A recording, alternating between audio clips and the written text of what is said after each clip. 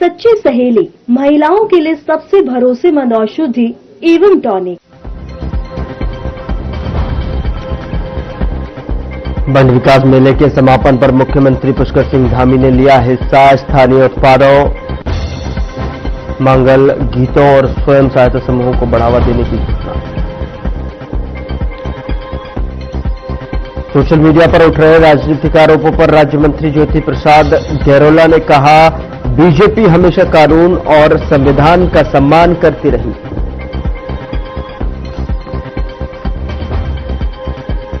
प्रदेश में बढ़ती ठंड के बीच में येलो अलर्ट जारी। मौसम विभाग ने पहाड़ी क्षेत्रों में हल्की बारिश और बर्फबारी के साथ कोहरे की संभावना जताई।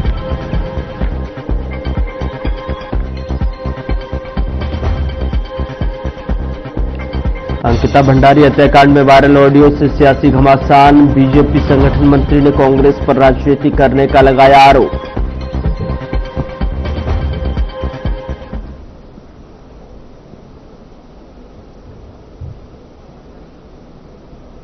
नमस्कार, मैं हूं आपके साथ गौरव राजेंद्र। बुलेटिन की शुरुआत करते हैं। उत्तराखंड के मुख्यमंत्री पुष्कर सिंह धामी ने सीएम आवास पर पहली बार जो है उत्तराखंडी गीत का विमोचन किया और जहां इस अवसर पर मुख्यमंत्री ने लोक गायकों को जो है शुभकामनाएं देते हुए कहा कि ये गीत राज्य सरकार द्वारा किए गए विकास कार्यों को जन जन तक सरकार द्वारा किए गए विकास कार्यों को पहुंचाएगा। उन्होंने बताया कि इन गीतों के माध्यम से समाज में जागरूकता फैलने के साथ ही राज्य की लोक संस्कृति और परंपराओं के संरक्षण और संवर्धन पर राज्य सरकार लगातार कार्य कर रही है।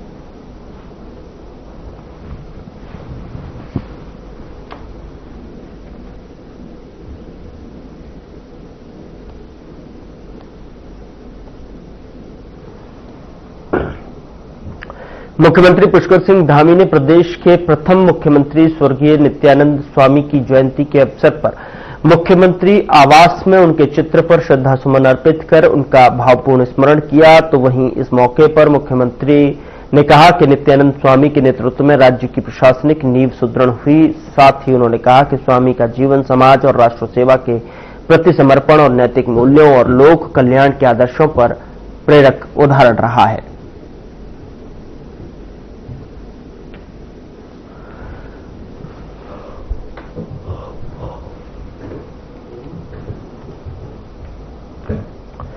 कुख्यात हिस्ट्री शीटर विनय त्यागी की एम्स ऋषिकेश में इलाज के दौरान मौत हो गई। बता दें कि बीते दिनों उन्हें हरिद्वार में पेशी के लिए ले जाया जा रहा था, तभी रास्ते में बदमाशों ने उस पर जो है जानलेवा हमला कर दिया। तो वहीं इस फायरिंग की घटना में वे गंभीर रूप से घायल हो गया और जिसके बाद उसे तत्काल एम्स ऋषिकेश रेफर किया गया। यहां चिकित्सकों की गहन निगरानी में त्यागी को रखा गया था, लेकिन शनिवार की सुबह उसने उपचार के दौरान दम तोड़ दिया।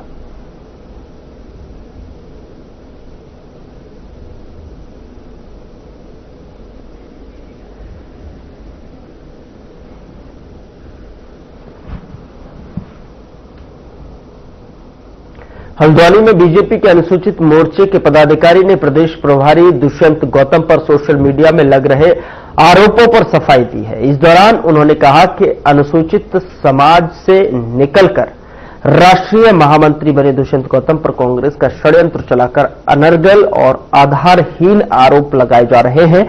इसी कड़ी में दर्जाधारी मंत्री दिनेश आर्य ने कांग्रेस पर बीजेपी नेताओं का चरित्र हनन करने का आरोप लगाते हुए कहा कि अंकिता भंडारी हत्याकांड के आरोपियों को उम्र कैद हो चुकी है और अब कांग्रेस राजनीतिक फायदे के लिए इस स्तर तक गिर चुकी है।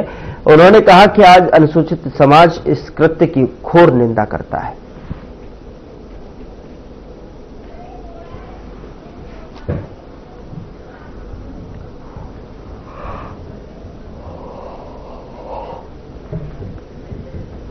षड्यंत्र के रूप में मैं जो भारतीय जनता पार्टी के राष्ट्रीय महामंत्री और प्रदेश के प्रभारी दुष्यंत गौतम जी के छवि को खराब करने की जो विपक्षी कांग्रेस के द्वारा की जा रही है, उसकी उत्तराखंड का अनुसूचित समाज घोर निंदा करता है, इससे आक्रोशित है।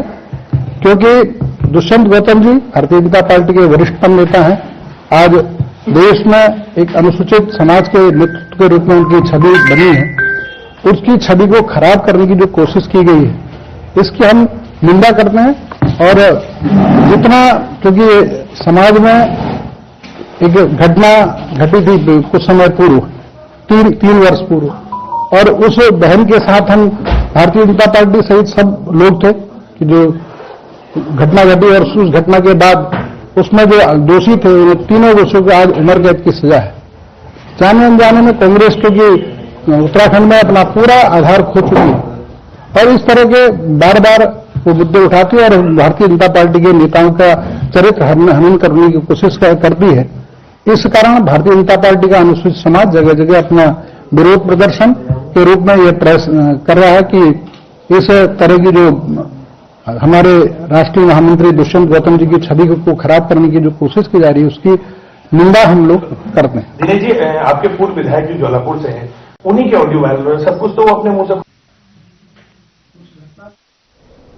उत्तर प्रदेश में इन दिनों चर्चित अंकिता भंडारी हत्याकांड का मामला दिन बर दिन जो है नई सुर्खियां बन रहा है, क्योंकि अब बीजेपी के पूर्व विधायक सुरेश राठौर की कथित पत्नी की ओर से एक वीडियो जारी कर वीआईपी का नाम बीजेपी प्रदेश प्रभारी से जोड़ा गया है।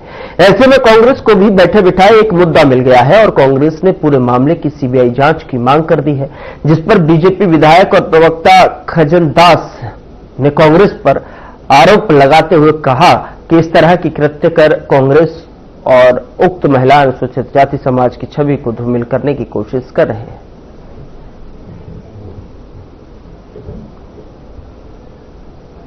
मैं कहना चाहूंगा कि अंकिता बहन हम सबकी बहन थी, हम सबकी बेटी थी, और जिस बेटी के साथ इस उत्तराखंड की धरती पे हुआ है वो दुखद है। इसकी मैं घोर भर्त्सना करता हूं और दोषियों को बख्शा भी नहीं गया, दोषियों के खिलाफ कार्रवाई भी हुई और 24 घंटे के अंदर हमारे माननीय मुख्यमंत्री श्रीमान पुष्कर सिंह धामी जी ने एसआईटी की जांच बिठाई और दोषियों को कार्रवाई की और आज जेल के अंदर है और ऐसे लोगों को बख्शा भी नहीं जाएगा। जो नाम और उजागर हो रहे हैं, यदि सबूत है तो उनके ऊपर भी कार्रवाई होनी चाहिए। अनुसूचित जाति को टारगेट किया जा रहा है विशेषकर कांग्रेस के द्वारा। ये कांग्रेस की नीति ही पहले रही है, पहले से ही रही है। अनुसूचित जाति के साथ अन्याय उन्होंने किया है, हर समय किया है, और जब उनका राज भी चल रहा था कभी कांग्रेस का, जब भारतवर्ष में कांग्रेस पार्टी की सरकार हुआ करती थी तब भी अन्याय किया है और आज भी अन्याय कर रही है, ये ठीक नहीं। शर्मसार होने जा रहा है। उत्तराखंड में अंकिता भंडारी मामले को लेकर सियासी माहौल तनावपूर्ण हो गया है। दरअसल आपको बता दें कि बीजेपी के पूर्व विधायक और सुरेश राठौर की कथित पत्नी उर्मिला द्वारा सोशल मीडिया पर किए गए लगातार बयानों के बाद विपक्ष ने सरकार और पार्टी नेतृत्व को घेरना शुरू कर दिया है। कांग्रेस प्रदेश प्रवक्ता प्रतिमा सिंह ने आरोप लगाया कि उर्मिला के बयानों में जिन नेताओं के नाम सामने आए हैं उन पर जांच कराने की बजाय बीजेपी उन्हें राजनीतिक साजिश बताकर बचाने में लगी हुई है। साथ ही कांग्रेस का कहना है कि प्रदेश अध्यक्ष महेंद्र भट्ट द्वारा दिए गए बयान महिलाओं के सम्मान के खिलाफ है और इसके बीजेपी की कथनी और करनी में साफ तौर पर फर्क दिखाई देता है। कांग्रेस ने यह भी कहा कि जब बीजेपी के भीतर से ही सीबीआई जांच की मांग उठ रही है तो सरकार को इस मामले में तुरंत निष्पक्ष कार्रवाई करनी चाहिए ताकि प्रदेश की बेटी को न्याय मिल सके। प्रदेश में जो राजनीति का स्तर है वो गिरता चला जा रहा है। एक महिला जो अपने आप को जिसको खुद उसके पति जो सुरेश राठौर है, जो भारतीय जनता पार्टी के पूर्व विधायक है, उन्होंने खुद सोशल मीडिया के माध्यम से आपसे और हमसे रूबरू कराने का उनको कार्य किया था और वो उनकी पत्नी जो आकर के बयान दे रही है लाइव में, उन्होंने एक बार गट्टू की बात करी, फिर दूसरे लाइव में गट्टू कौन है, गट्टू का दुष्यंत गौतम जी को गट्टू कहा जाता है ये उन्होंने बताया। फिर उसके बाद ये सारी बातों पे अगर भारतीय जनता पार्टी कार्रवाई करती कि सीबीआई जांच गठित करती कि आखिर दुष्यंत गौतम का नाम वो क्यों ले रही है, इस पे जांच होनी चाहिए, अंकिता भंडारी को न्याय मिलना चाहिए, तो ये सब तो किया नहीं आपने। ऊपर से महेंद्र भट्ट जी ये कहने लगे कि देखिए हम तो उसको जानते नहीं है, वो तो कांग्रेस के हाथ की कठपुतली बनी बैठी हुई है। तो आपने कहा कि ऐसी महिला पे भारतीय कांग्रेस पार्टी भरोसा कर रही है, अब ऐसी महिला ने कल महेंद्र भट्ट जी की ऐसी कैसी कर दी। उत्तराखंड में 2027 में विधानसभा चुनाव आयोजित होने हैं और ऐसे में सभी पार्टियां अभी से ही अपना राजनीतिक माहौल बनाने के लिए प्रचार प्रसार के साथ साथ जनता का विश्वास जीतने की कोशिश कर रही हैं। लेकिन 2027 विधानसभा चुनाव से पहले ही आर्टिफिशियल इंटेलिजेंस की मदद से नेताओं की छवि को धूमिल किया जा रहा है, जिसका ताजा मामला पूर्व मुख्यमंत्री हरीश रावत का है, जिनमें 2 आर्टिफिशियल इंटेलिजेंस की मदद से उनकी छवि को मुस्लिम कट्टरवाद का बताया गया है, जिसके बाद पूर्व मुख्यमंत्री नेहरू कॉलोनी देहरादून में मुकदमा दर्ज कराया, जिसमें 2027 चुनाव में आर्टिफिशियल इंटेलिजेंस का गलत इस्तेमाल होने का अंदाजा सभी लोग लगा रहे हैं। तो वहीं इस मामले को देखते हुए अब साइबर पुलिस एक्टिव हो गई है।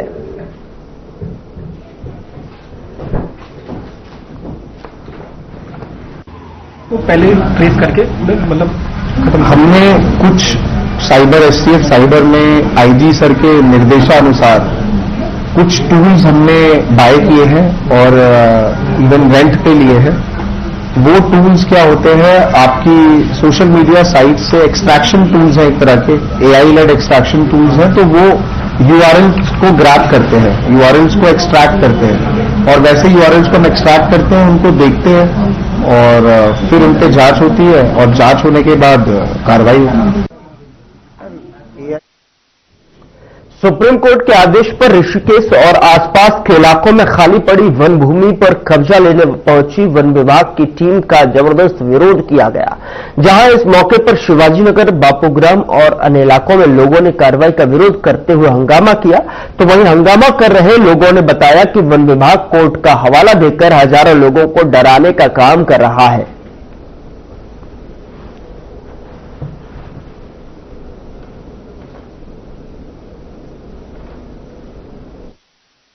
वाले कह रहे हैं कि सुप्रीम कोर्ट का आदेश हुआ है कि जो जो जमीनें खाली पड़ी है उस पर हम कब्जा करेंगे, अपने वन विभाग का बोर्ड लगाएंगे। आप मुझे ये बताइए, बापूग्राम अभी भी यहाँ पे बसा हुआ नहीं है। मेरे दादा परदादा सब यहाँ पे, और मैं भी अभी 22-23 साल की हो गई, मेरे को भी यहाँ रहता रहता है। और अब आके कहते कि ये वन विभाग का भूमि है, ये नगर निगम के अंदर जा चुके हैं। हम नगर निगम के पार्षद चुने हैं, पार्षद हम जनप्रतिनिधि है, यहाँ पे सीवर लाइन का कार्य चल रहा है। और अब आके कह रहे हैं कि ये वन विभाग की भूमि है, तो हम खाली नहीं होने देंगे। हम पूरी जनता को एक करके इनका विरोध करेंगे। सुप्रीम कोर्ट का जो भी आदेश है, हम ठीक है, उनसे बात करके हम अपनी जो भी रहेगा हम उन्हें बताएंगे कि आप आबादी क्षेत्र है, खाली भूमि नहीं है।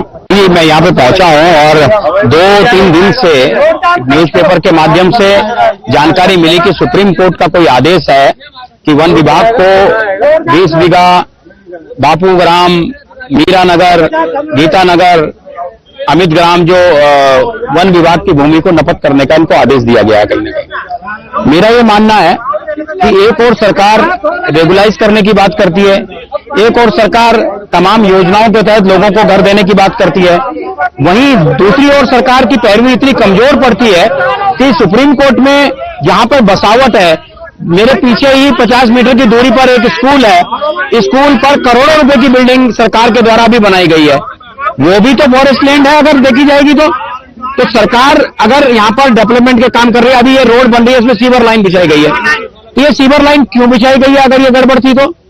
इसमें डेवलपमेंट के कार्य क्यों किए गए अगर ये गड़बड़ थी तो? भाई यहाँ पूरा का पूरा दोष मैं इसमें सरकार को देना चाहूंगा। वहाँ पे गए थे, मौके पर स्थानीय प्रतिनिधि और जनता का विरोध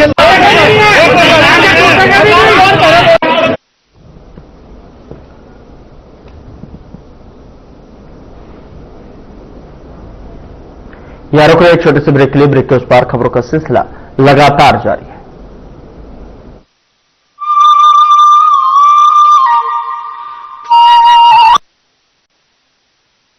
कुछ लोग खाते पीते तो बहुत बढ़िया है, पर फिर भी उनकी सेहत नहीं बनती। पिछले हुए गाल हैं, हड्डियां निकली हुई हैं, पैंटें ढीली हैं, कपड़े जचते नहीं, कोई पर्सनैलिटी नहीं। ऐसे लगता है इधर से खाए जा रहे हैं, उधर से निकले जा रहा है, क्योंकि उनका पाचन तंत्र खराब है। और जब तक के पाचन तंत्र दुरुस्त नहीं होगा, वो जितना मर्जी अच्छे से अच्छा खा ले, उनकी सेहत नहीं बन सकती।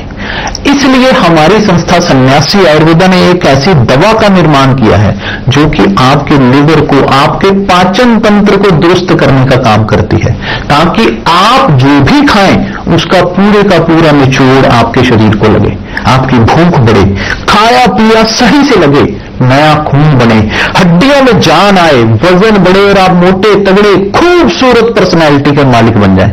सिर्फ 655 रुपए की पूरे 1 महीने की दवा होती है और आप इसे घर बैठे 01145454545 पर फोन करके दवा मंगवा सकते हैं। क्या रंग खिला, क्या रूप सजा, मैं ही नहीं दुनिया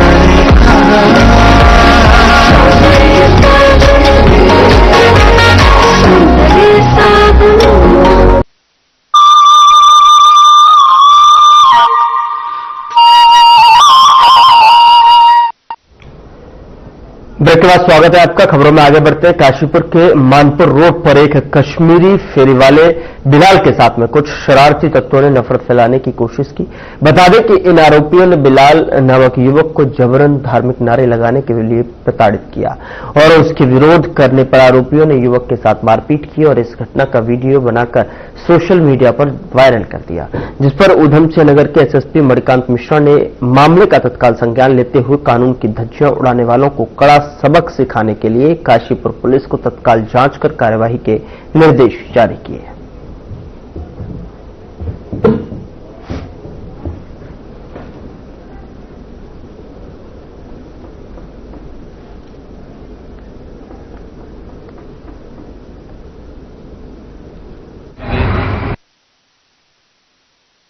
काशीपुर क्षेत्र में कश्मीरी शॉल विक्रेता के साथ मारपीट एवं धमकी से संबंधित मामला पुलिस के संज्ञान में है।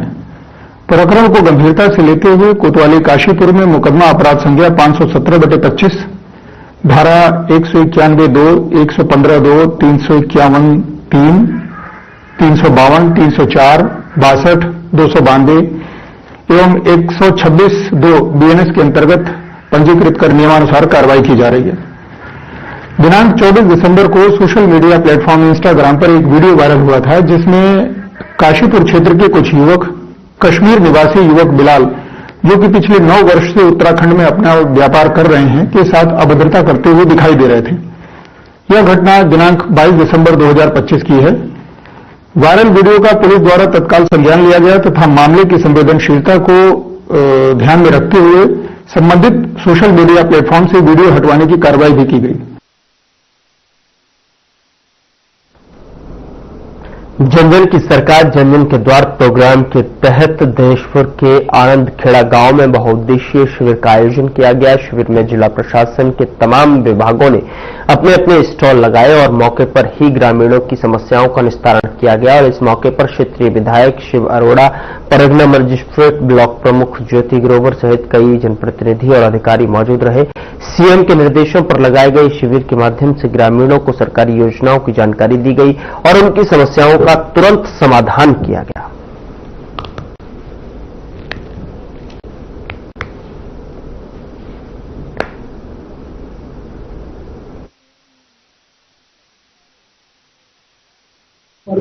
अच्छा हुआ, लेकिन इसमें प्रशासन होना जरूरी था। लोगों को सूचना इतना नहीं मिल पाया, इसलिए सूचना होना जरूरी है और इस तरह का दोबारा लगना चाहिए, जिससे कि आम आदमी के पास ये सूचना नहीं मिल पाएगा। मुख्यमंत्री श्री पुष्कर सिंह धामी जी द्वारा एक कार्यक्रम जन जन की सरकार जन जन की द्वार के उसमें बहुउद्देशीय शिविर के आयोजन किया जा रहा है। ये कैंप पहले 20 तारीख को बड़ाखेड़ा न्याय पंचायत में लगा था, उसी क्रम में आज ये आनंद खेड़ा न्याय पंचायत में लगा है। इसका उद्देश्य है कि जो लोगों की समस्याएं होती हैं उनका समाधान तुरंत उसी समय और एक ही छत के नीचे सभी विभागों, यहाँ पर हमारी एसडीएम महोदया, बीडीओ महोदया, सभी यहाँ पर और इसके साथ साथ 23 विभाग भी उपस्थित हैं, जिसमें जो भी जिसकी समस्याएं होंगी वो तुरंत उनका निस्तारण किया जाएगा। देख सकते हैं कि जो इस कार्यक्रम की थीम है जन जन की सरकार जन जन के द्वार, ये कार्यक्रम आज यहाँ कबीरपुर तहसील में आनंद खेड़ा क्षेत्र में हमारा जो प्राथमिक विद्यालय है यहाँ ये लगाया गया है और इसमें विभिन्न विभागों के समाज कल्याण विभाग है, ब्लॉक है, राजस्व विभाग है, विद्युत विभाग है, स्वास्थ्य विभाग है, जितने भी विभाग हमारे क्षेत्र के लिए आवश्यक है सभी विभागों के स्टाफ मौके पे लगाए गए हैं। उनकी टीमें यहाँ मौके पे मौजूद है लोगों के स्वास्थ्य संबंधी प्रमाण पत्र यहाँ पर बनाए जा रहे हैं, स्वास्थ्य संबंधी यहाँ पर जांच की जा रही है।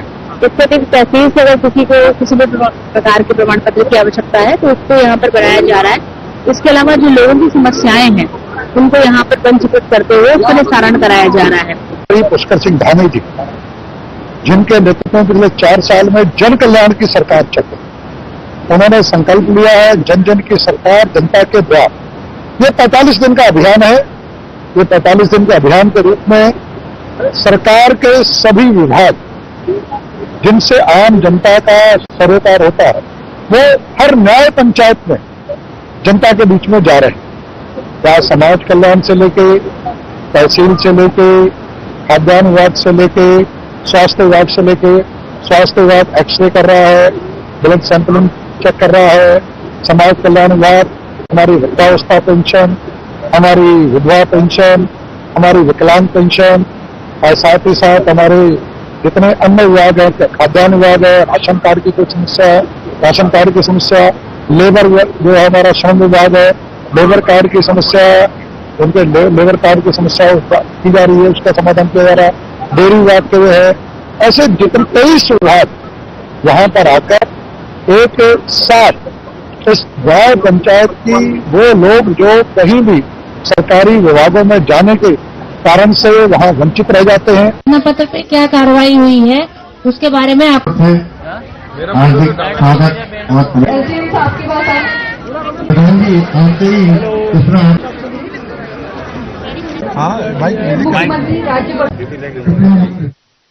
ऐसी 4-5 चीजें हैं जो आप फिलहाल बुलेटिन में इतना ही। नमस्कार।